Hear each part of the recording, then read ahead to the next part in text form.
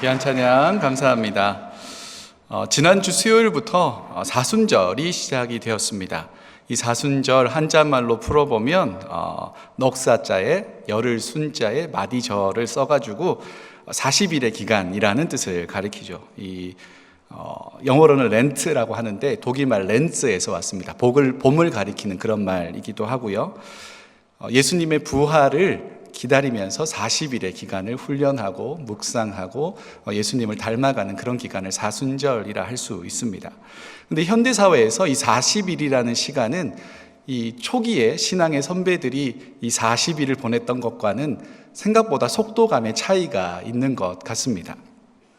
지금은 시대가 유행이나 문화나 경제나 이 정치적인 것들이 하루가 다르게 급변하는 시대 속에 살고 있으니까 그때의 40일보다는 훨씬 더 많은 이 체감 속도를 가지고 있는 40일이라고 할 수 있습니다.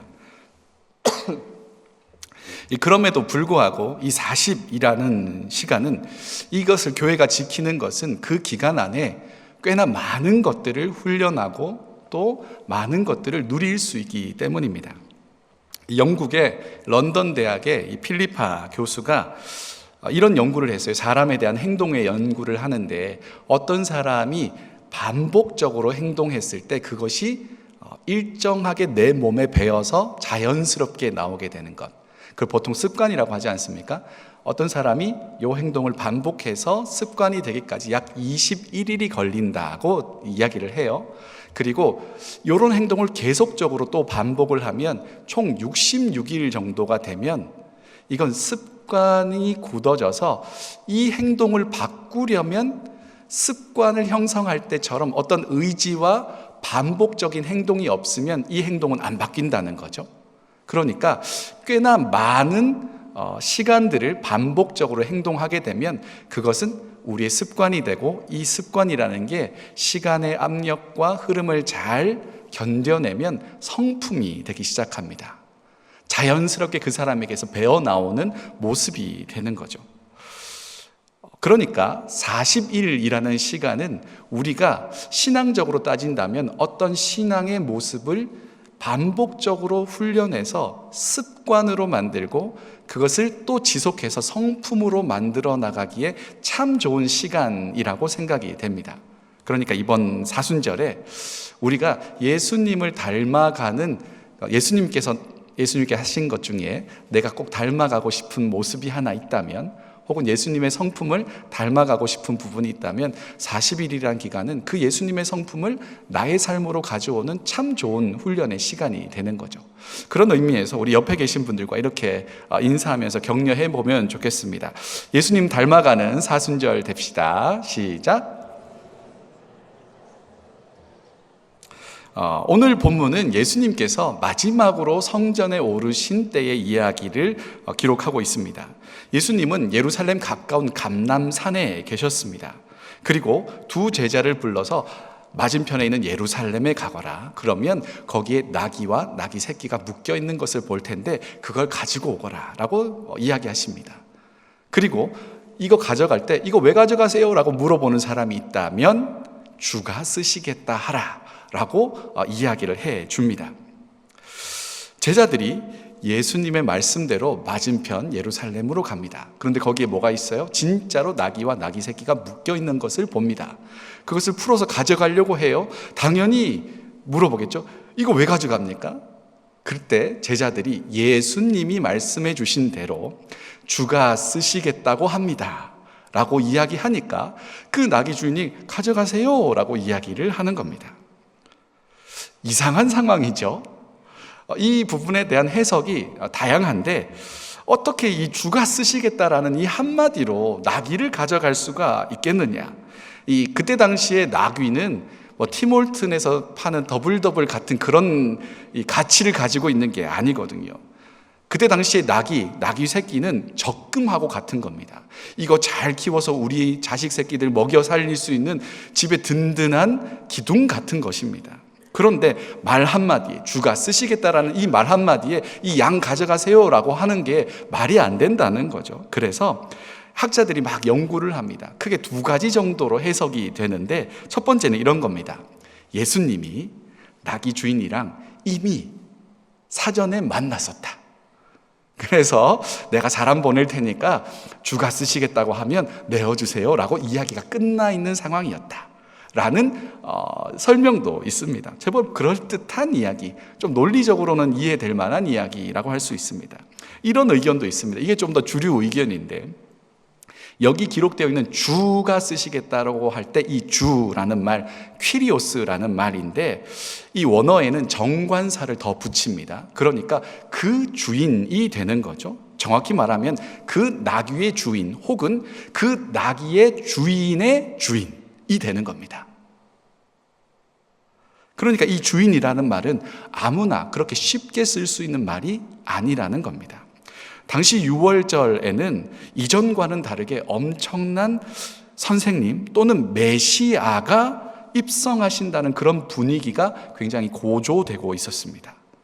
다들 말로는 표현하지 않지만 무언가가 일어날 것만 같은 그런 분위기가 스물스물 올라오고 있었던 것이죠. 오늘 우리 시온 성가대가 찬양을 하실 때 저는 목소리도 오늘 너무너무 좋았고 곡의 난이도도 꽤 있었지 않습니까? 리듬도 많이 바뀌고. 근데 저는 오늘 시작할 때 건반하는 선생님이 띵띵띵띵띵띵띵띵띵띵띵 하시는데 뭔가가 일어날 것 같은 분위기가 막 깔리잖아요. 마치 영화 음악 같은.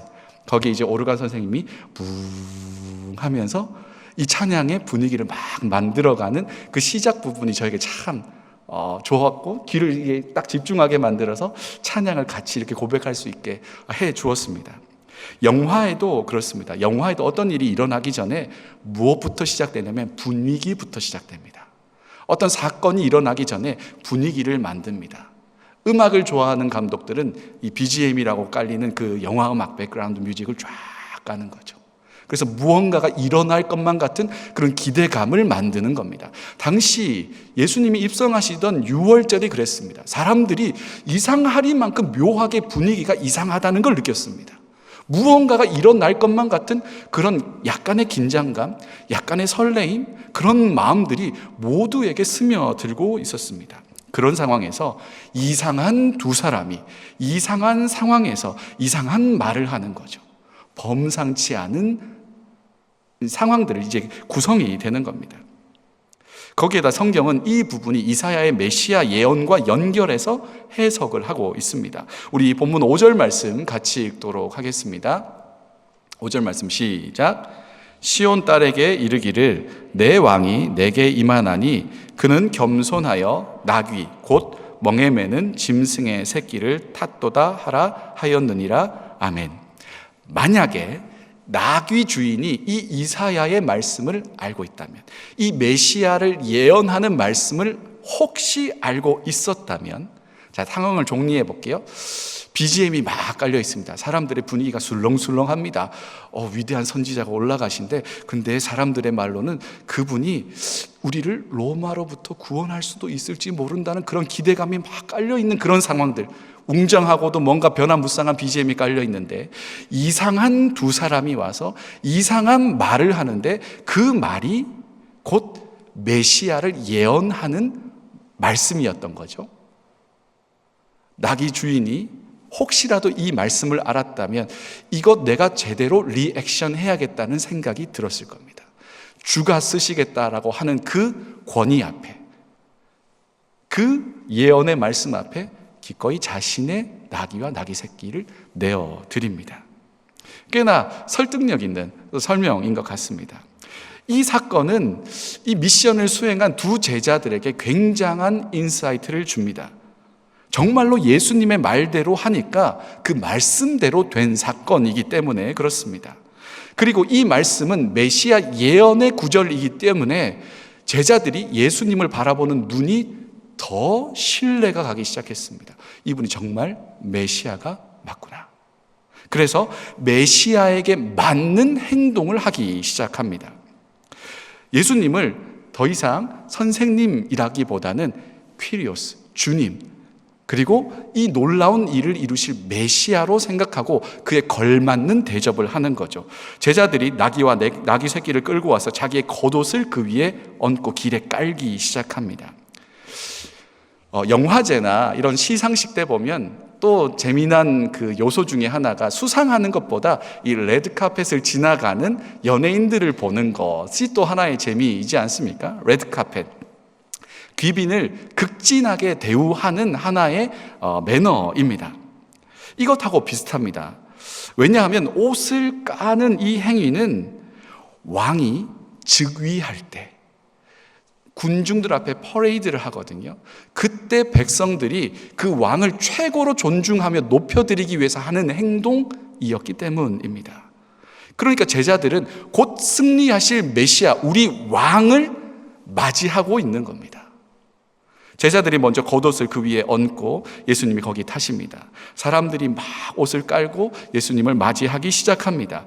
제자들로부터 시작된 입성의 환영의 물결이 점점점 그 분위기에 이 취해 있었던 군중들에게도 퍼져나가기 시작합니다. 얼마나 사람들이 예수님을 환영했는지 모릅니다. 너도 나도 할 것 없이 옷을 벗어서 길에 깝니다. 예수님을 향해서 막 소리 지릅니다. 종려나무 가지를 막 흔듭니다. 종려나무는 풍요와 안식의 상징입니다. 곧 입성하시는 우리 왕이시여 우리에게 안식과 풍요를 허락해 주옵소서라는 갈망을 담아서 예수님을 맞이하고 있는 거죠. 그때 사람들이 외친 그 소리가 뭐예요? 호산나였습니다. 호산나 무슨 뜻입니까? 지금 구원하소서, 우리를 구원해 주옵소서, 간구하오니 구원해 주옵소서라는 뜻입니다. 지금 이 억눌린 우리의 상황 가운데서 우리를 구원해 달라는 간절한 외침이었습니다. 마치 이 일제 치하에 있던 우리 민족이 대한독립 만세를 외쳤던 것처럼 호산나 우리를 구원해 달라고 외쳤던 거죠. 이 외침이 얼마나 컸던지 10절에 보면 온 성이 요동했다고 합니다. 지진이 난 것처럼 들썩들썩했다는 겁니다.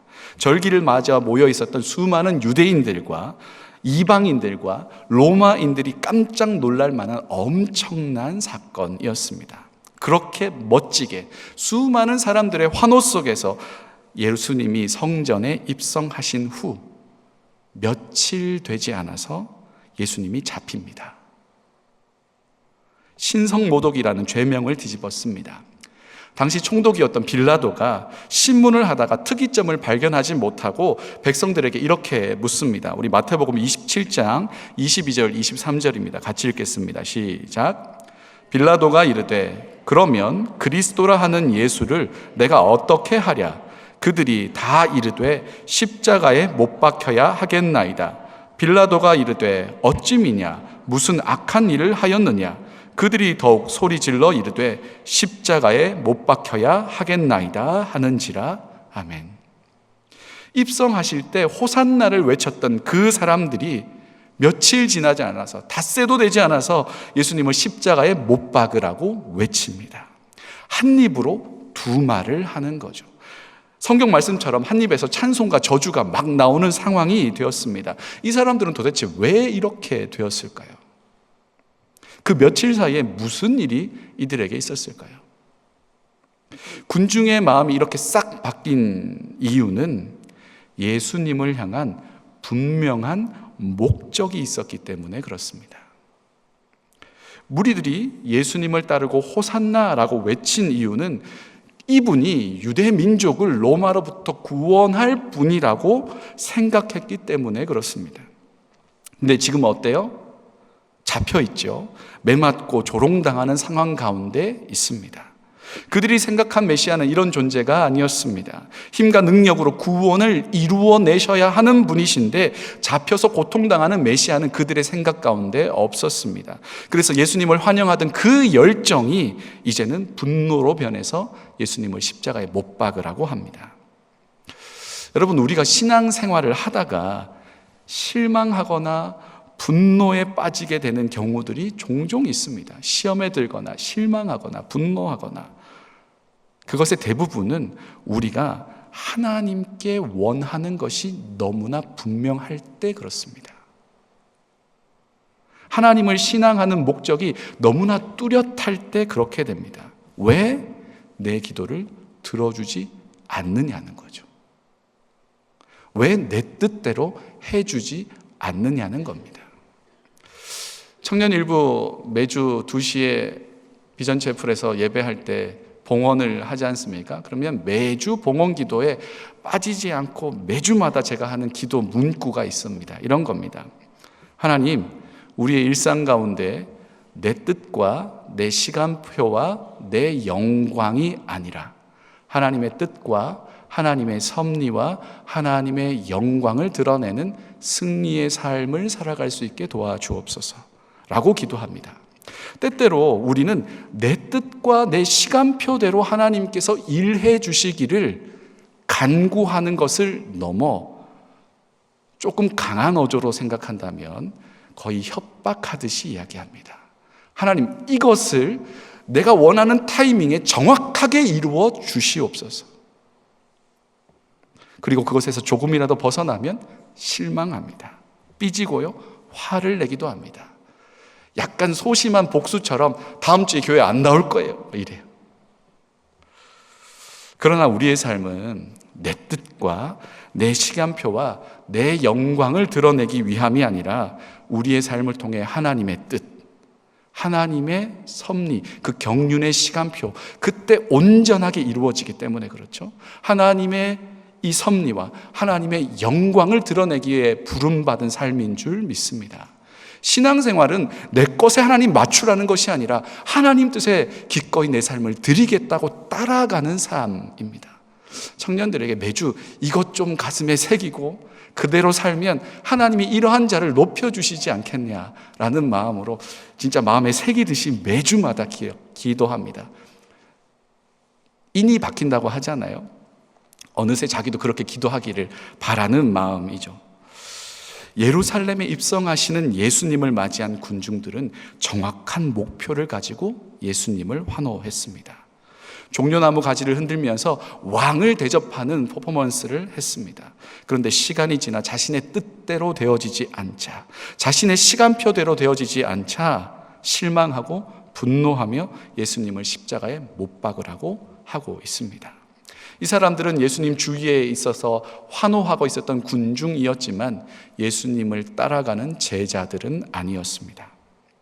이 사순절은 수요일부터 시작되는데 이 사순절이 시작되는 수요일을 뭐라고 부르죠? 제의 수요일, 영어로는 Ash Wednesday입니다. 실제로 이 제를 가지고 예배를 드리는 교회들도 있습니다. 왜 교회에서 제라는 것을 사용하게 됐을까요? 성경에는 이 제라는 다양한 의미들을 좀 가지고 있습니다. 기본적으로 제가 가장 먼저 등장하는 것은 창세기입니다. 창세기 2장 7절 말씀 제가 읽겠습니다. 여호와 하나님이 땅의 흙으로 사람을 지으시고 생기를 그 코에 불어넣으시니 사람이 생명이 된지라. 3장 19절도 읽어드리도록 하겠습니다. 같이 읽을까요? 이거는 시작. 내가 흙으로 돌아갈 때까지 얼굴에 땀을 흘려야 먹을 것을 먹으리니 내가 그것에서 취함을 입었음이라. 너는 흙이니 흙으로 돌아갈 것이니라 하시니라. 아멘. 여기 나오는 흙이라는 말이 아파르라는 말인데요, 흙으로도 번역되고 또 티끌이로 번역되기도 하고 제로도 번역되는 말입니다. 하나님이 이 아파르를 꽁꽁 묻혀가지고 코에 생기를 불어넣어서 생명, 리빙 소울이 되게 하십니다. 사순절을 시작하는 이 제의 수요일은 우리가 제에서 온 존재라는 것을 깨닫게 해줍니다. 우리는 한낱 아파르, 흙과 같은 존재였습니다. 뭔가 대단한 존재가 아니었습니다. 그냥 먼지 티끌 같은 존재였을 뿐입니다. 그런데 그 티끌을 모아 코에 성령의 생명의 호흡을 불어넣어 사람이 되게 하셨습니다. 우리는 창조주가 아니라 피조물이었습니다. 그런데 우리로 하나님의 형상을 닮아 하나님과 소통하고 세상 가운데 하나님의 크고 위대하심을 전달하는 통로, 하나님의 영광을 드러내는 사람들로 삼아 주셨습니다. 아무것도 아니었지만 하나님의 은혜로 우리는 하나님을 드러낼 수 있는 존재가 되었습니다. 사순절의 시작에서 우리는 제에서 왔는 존재, 아무것도 아니었던 존재라는 걸 기억하게 합니다. 또 성경에는 죄를 사람들이 용서를 구하거나 아주 큰 슬픔에 빠졌을 때 그것을 표현하는 방식으로 사용하기도 했습니다. 마태복음 11장 21절 말씀 우리 같이 읽어보도록 하겠습니다. 시작. 화 있을진저 고라시나 화 있을진저 벳세다야 너희에게 행한 모든 권능을 두로와 시돈에서 행하였더라면 그들이 벌써 베옷을 입고 재에 앉아 회개하였으리라. 아멘. 구약시대 사람, 신약시대 사람 모두 자신의 극한 슬픔이나 고통을 죄로 표현했습니다. 죄를 머리에 뒤집어 쓰거나 죄를 날리기도 하고 그 죄 위에 뒹굴기도 했습니다. 이런 맥락 가운데 죄의 수요일이 있습니다. 누가 그리스도를 십자가에 못 박습니까? 호산나를 외치던 사람들이 예수님을 십자가에 못 박습니다. 우리 주님을 환영하고 기뻐하며 춤추던 사람들이 예수님을 십자가에 못 박습니다. 죄의 수요일에 사용하는 이 죄는 무엇으로 만드냐면 그 이전에 종려주일에 사용하였던 그 종려나무 가지를 말려서 태워서 사용합니다. 호산나 호산나 우리를 구원해 주십시오. 당신은 우리의 왕이십니다라고 표현했던 그 사람들이 싸늘하게 돌변해서 저를 십자가에 못 박으라고 했던 그 도구, 그 종려나무 가지를 잘 말렸다가 태워서 올리브 기름에 개어가지고 사람의 이마나 손등에 발라주는 거죠. 그리고 이렇게 이야기합니다. 죄로 왔으니 죄로 돌아갈 것이라. 뜨겁게 타올랐다가 완전히 싸늘하게 식어져 버린 생명의 기운을 완전히 상실한 존재, 그것이 우리라는 거예요. 내가 이와 같다는 겁니다. 그래서 이 죄는 참 의미가 깊다 할 수 있습니다. 저는 한국에서 사역할 때 이 죄의 수요일을 잘 예식을 구성하고 또 진행하던 교회에 있었습니다. 실제로 종려나무 가지, 이게 이제 교회 우리로 말하면 그 주방입니다. 주방 뒤에 창고가 있는데 제가 이제 그 종려나무 가지 때 막 흔들었던 가지를 모아다가 주방에다가 걸어놓고 거기가 습기가 없거든요. 그래서 잘 1년 동안 말려 놓습니다. 그리고 사순절 되기 전에 한 일주일 전에 이제 그 불이 나지 않을 좋은 곳으로 가서 이 종려나무 가지를 다 태웁니다. 그리고 이거를 이제 만들어서 이마에 발라주는 거죠. 이 예식을 이제 기획을 하고 진행을 하면서 꽤나 많은 교회들이 이 예배 순서들을 원했습니다. 그래서 이렇게 막 나눠드리고 이게 또 너무 많이 퍼져가지고 총회에서 예배 모범으로 사용하기도 했고요. 근데 제가 덜컥 겁이 났어요. 그때 저는 이제 한낱 그 첫 풀타임 사역을 하던 일개 목사였을 뿐인데 이런 예배를 구성해도 되나? 그리고 이게 괜찮나? 걱정이 되기 시작해서 그 신학교에 그 예배 설교학 THM을 다시 또 들어갔습니다. 그래서 교수님이 너는 왜 진학을 하기라고 하니? 제가 예배를 구성하는데 자기 검증의 툴이 없습니다. 저는 이게 건강했으면 좋겠고 신학적으로도 맞았으면 좋겠고 성경적으로도 옳았으면 좋겠습니다. 그래가지고 예배를 이제 배우게 됐고 그렇게 이제 예배를 하는 사람이 되었죠. 이 재를 태울 때 소리가 아주 인상적입니다. 잘 마른 가지는 타닥타닥타닥 하는 소리가 납니다. 바짝 말랐으니까요. 개 중에 좀 겹쳐 있거나 하다 보면 수분을 먹은 아직 남아있는 그 종려나무 가지가 있거든요. 그러면 불로 태우면 어떻게 될까요? 이 수분이 빠져나가야 되잖아요. 그러면 휙휙 소리 납니다. 연기도 나면서 휙휙 잘 타지 않고 그냥 왜 문드러지듯이 없어질 때도 있거든요. 근데 이 휙휙 소리가 날 때 그 소리가 때로는 나의 이 죄와 같은 모순된 나의 모습이 내지르는 비명처럼 느껴지기도 합니다. 내가 이와 같구나. 이 태우니까 눈이 맵잖아요. 이제 눈물이 막 납니다. 껌댕이도 막 묻고. 한편으로는 그런 것들을 계속 묵상하다 보면 그 소리에 그 시각적인 것에 내가 죄와 같은 사람이었구나 라는 것을 깊이 묵상하다 보면 죄를 태우다가 눈이 매워서도 울지만 그냥 울기도 합니다. 사랑하는 여러분, 그런데 이러한 우리를 주님이 사랑하십니다. 주님은 죄와 같은 군중, 그리고 그 군중 같은 우리를 여전히 사랑하고 계셨습니다. 이미 너무너무 잘 알고 계셨습니다. 예수님이 이 땅에 내려오시니까 사람들이 이렇구나라고 알지 않으셨습니다. 내려오시기 이전에도 사람들은 변덕스럽고 너무나 모순적인 존재라는 걸 알고 있었습니다. 자신을 십자가에 못 박을 거란 것도 알고 있었습니다. 그러나 주님은 이미 알고도 사랑하기로 작정하셨습니다. 어느 신학자가 은혜를 이렇게 표현했습니다. 은혜는 그럼에도 불구하고이다. 참 맞는 설명이라고 생각합니다. 우리 주님은 그럼에도 불구하고 사랑하기로 결정하셨고, 그럼에도 불구하고 구원하기로 결정하셨습니다. 그 주님의 뜻에 온전히 순종하며 십자가로 걸어가신 분이 우리 주 예수 그리스도이신 줄 믿습니다. 주님은 당신을 배신한 제자들을 포기하지 않으셨고, 자신을 십자가에 못 박은 군중들을 향해서 이 배신자들아, 네가 그럴 줄은 몰랐다. 내가 너를 믿었는데 어떻게 나한테 이럴 수 있느냐라고 말씀하지 않으셨습니다. 그들의 비난과 수치와 조롱을 그대로 다 받으시고 묵묵히 십자가로 올라가셨습니다. 사실 십자가에 달려야 하는 것은 죄 없으신 예수님이 아니라 이러한 모순된, 훼손된 인간성을 가진, 죄성을 가진 군중들이어야 했습니다. 그 십자가는 예수님의 십자가가 아니라 군중들의 십자가여야 했습니다. 그러나 주님은 이미 아셨고 사랑하기로 하셨고 끝까지 사랑하셨습니다. 그래서 예수님은 십자가 위에서 주님, 저들의 죄를 사하여 주옵소서. 저들이 하는 것을 알지 못함이니이다. 끝까지 품고 용서하고 사랑하신 것이죠.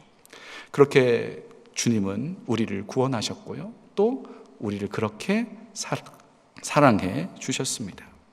이 부활하신 후에 예수님이 베드로를 찾아오십니다. 베드로는 예수님이 죽은 줄로만 알고 고향에 내려가서 물고기 잡고 있었지 않습니까?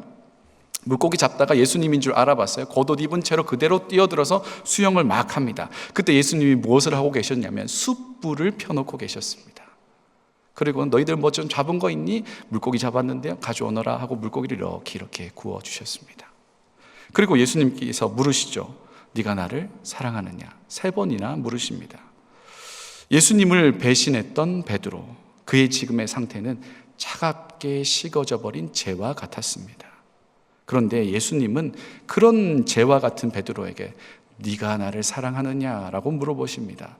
이 말 이면에는 무엇이 담겨져 있어요? 내가 너 사랑하는 거 봐서 나도 너 사랑할게 라는 게 깔려 있는 게 아니죠. 나는 이미 너를 사랑하고 있단다. 나는 여전히 너를 사랑하고 있단다. 너는 나를 사랑하느냐라고 물어보시는 겁니다. 내가 주를 사랑하는지 주께서 아시나이다. 그 고백 가운데 주님은 내 양을 먹이라 라고 다시 사명을 주십니다. 베드로는 재와 같이 차갑게 식어져 있었는데 예수님의 사랑은 그를 다시 활활 타오르는 숯불처럼 만들어 주셨습니다. 사랑하는 여러분, 사순절이 이미 시작되었고 점점 깊어갑니다. 이 사순절을 보내시면서 기억하시면 좋겠습니다. 내가 한낱 재와 같은 사람이었다는 걸 기억하면 좋겠습니다. 그런데 우리 주님께서 그런 재와 같은 나를 다시 한번 그럼에도 불구하고 나의 삶에 찾아와 주셨고 나를 하나님의 자녀로 삼아 주셨습니다. 그 상태를 잘 유지하면 좋을 텐데 어때요? 우리가 살아가다 보면 우리는 참 변덕스럽게 신앙생활을 할 때가 참 많은 것 같습니다. 한 입으로 찬양했다가 한 입으로 원망했다가 내 시간표대로 꼭 해달라고 하나님도 하지 않은 약속 자기 혼자 다 하면서 하나님 약속 안 지켰다고 막 하나님을 혼내기도 하고 짜증내기도 하고 그러면서 우리의 신앙이 점점 식어져 가는 거죠. 그래서 우리는 사실 여전히 재와 같은 존재들입니다. 그러나 차갑게 식어버린 재일지라도 우리 주님의 은혜의 손길로 다시 꽁꽁 뭉쳐지고 주님의 생명의 호흡으로 가득가득 불어넣어질 때 우리는 벌겋게 다시 타오르는 숯불이 되는 줄 믿습니다. 숯불뿐 아니라 어둠을 가르는 횃불이 될 수도 있습니다.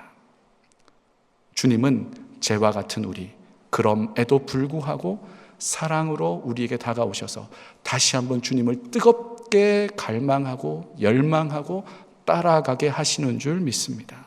사순절은 그것을 느끼기에 너무너무 좋은 절기입니다. 이미 분위기가 막 깔려 있잖아요. 40일이라는 시간의 카운트가 막 지나갑니다. 저도 상부 때 찬양을 하지만 우리 성가대도 찬양할 때 거의 다 예수님과 예수님이 십자가에 맞춰서 막 이렇게 찬양하지 않습니까? 그러니까 BGM은 다 깔려 있습니다. 비범한 상황입니다. 우리의 반응이 필요할 뿐입니다. 주님, 재와 같은 나를 다시 한번 벌겋게 타오르는 숯불 되게 하옵소서. 주님을 뜨겁게 열망하며 따르는 주님의 제자 되게 도와주옵소서. 하나님의 영광을 드러내는 그런 사람 되게 해주십시오. 갈망하며 이 사순절을 보낼 때 이 사순절은 여느 때와는 다른 특별한 의미로 우리에게 다가올 줄 믿습니다. 그런 예수님을 닮아가고 그 사랑을 가득 담아내는 사순절 보내는 저와 여러분 되시기를 간절히 소망합니다.